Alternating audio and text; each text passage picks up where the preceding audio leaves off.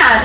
Ito ang inyong lingkod, Christine Nicole Mendoza, na magtatalakay sa inyo sa panunungkulan ni Pangulong Elpidio Quirino. Sino nga ba si Elpidio Quirino? Panoorin ang aking maikling salaysay.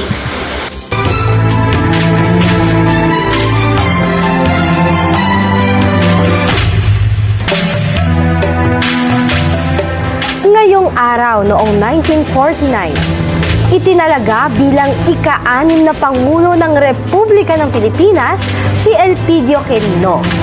Naging kinatawan muna siya ng Ilocos Sur noong 1919. Senador noong 1925 at Vice-Presidente ni Pangulong Manuel Rojas noong 1946. Nang mamatay si Rojas, iniluklok si Quirino bilang Pangulo.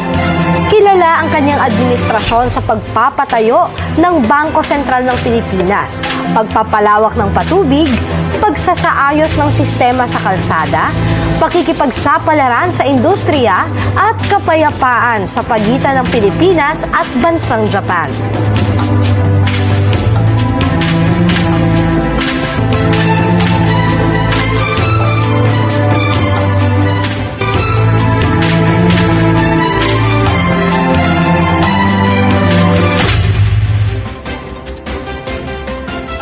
Ekonomiya ang kinaharap ni Pangulong Quirino. Isa rin dito ang teroristang hukbalahap. Iulat sa atin yan ni John Dave Valdobe. John Dave? Balak ay may ituturing na pinamalaki si Galot sa pamumuno ni Quirino. Isa sa mga gerilyang nagnanais magpapagsak sa pamahalaan at pinaglalaban ang mga karapatan ng mga mahihirap, lalo na sa isyu ng agrasyo sa lupa para sa kapwa nila mahirap. Tunghayan naman natin ang ulat ni Prince Amores tungkol sa Vice-Presidente na si Fernando Lopez. Pasok, Prince! Si Fernando Lopez ang Vice-Presidente ng bansa mula 1949 hanggang 1953. Maraming naging balakid sa pamamahala nila ni Pangulong Quirino tulad ng hukbalahap. Siya ay tubong Iloilo at nahalal sa ikatlong termino. Nagtapos na kabugas siya sa Santo Tomas at kinailanman ay naging vice-presidente. Malaki ang nainambag niya sa mga programang agraryo sa pagsakahan. Tumaas ang produksyon ng bigas at umangat ang kabuhayan sa pagtatanim. Maraming salamat, Prince! Samantala, samot-saring kontrobersya naman ang kinaharap ng Pangulong Quirino, lalo na ang issue sa Golden Areola na sinasabing dahilan ng pagbagsak ng kanyang karera sa politika. Pakinggan natin ang ulat ni Chanel. Chanel?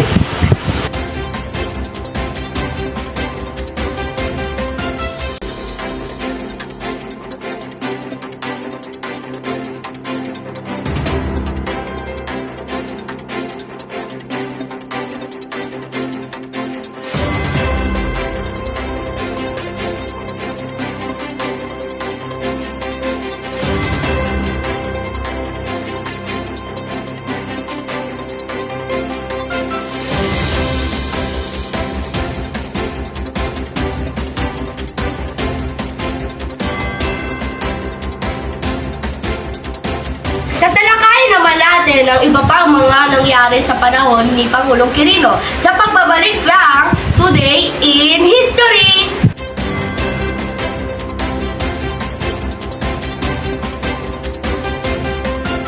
Our #1 shampoo is now upgraded. New Sunsilk with Active Infusion. With oils, vitamins, and proteins in every drop. Para all-day smooth ang hair. Na may bangong nakakagigil, walang makakapigil. New Sunsilk. Finger and clover, they go together. Finger and clover, my love affair.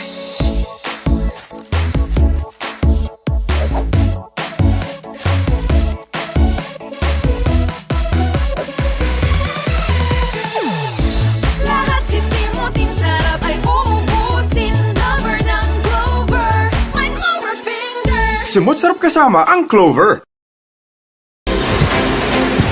Samantala, dumako naman tayo sa iba pang nagbabagang balita na talakay sa atin ni Shane Malabara ng isang survey na Pangulong may malaking ambag sa Pilipinas. Shane? Ayon sa pangkalahatang survey na humigit kumulang sa 112 milyong katao na nakatira sa Pilipinas, ang pinaka may malaking ambag sa bansa lalo na sa pagdating ng construction sa transportasyon ng mga paaralan at malaking tanghalan ay si Pangulong Ferdinand Marcos Sr. Ito rin ang itinuro nilang dahilan ng pagkapanalo ng kanyang anak na si Bongbong Marcos bilang Pangulo ng bansa sa kasulukuyan sa kabila ng kontrobersya at mga paratang sa pamilyang Marcos pagdating sa korupsyon.